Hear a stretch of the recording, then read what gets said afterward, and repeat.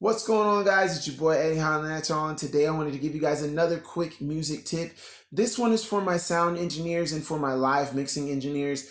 I wanted to tell you guys about mixing. Now, a lot of times you have multiple instruments, obviously, when you're doing live sound.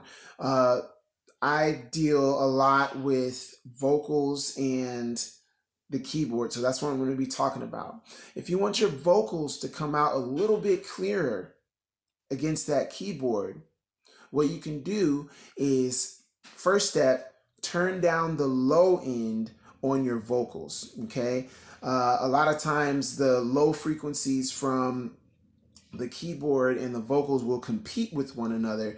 And so to open up some space and allow those vocals to come through, just turn down the low end. And also sometimes you're going to see a high pass filter. And what a high pass filter does is it allows the high frequencies to come in by cutting out the low frequencies. Okay.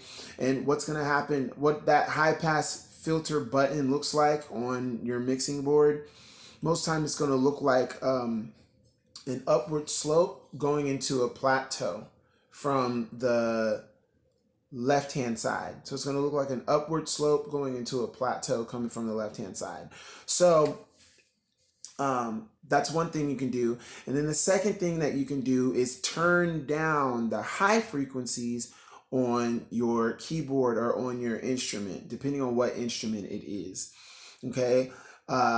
Going back to those competing frequencies, sometimes the high frequencies of the keyboard will compete with the high frequencies of the vocals, and the vocals usually sit in that high mid to mid range frequencies.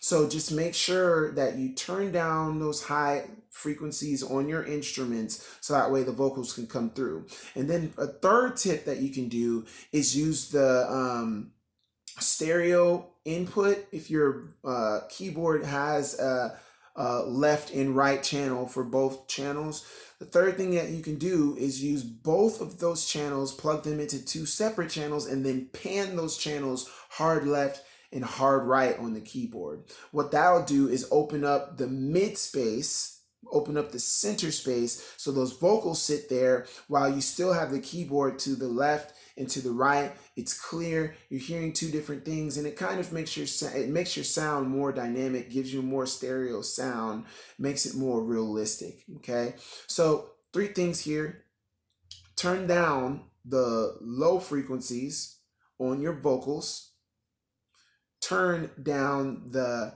high frequencies on your keyboard, and then use both channels, left and right, on your keyboard and pan those hard left and right. So that way your vocals can come through down that center extra clear with nothing impeding the frequency.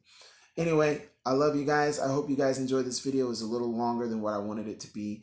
And if you liked this video, go ahead and give it a like and share it with your friends. And also subscribe to my YouTube channel, Eddie's Music Tips, and click the bell icon so that way you can get notifications of when I make new videos.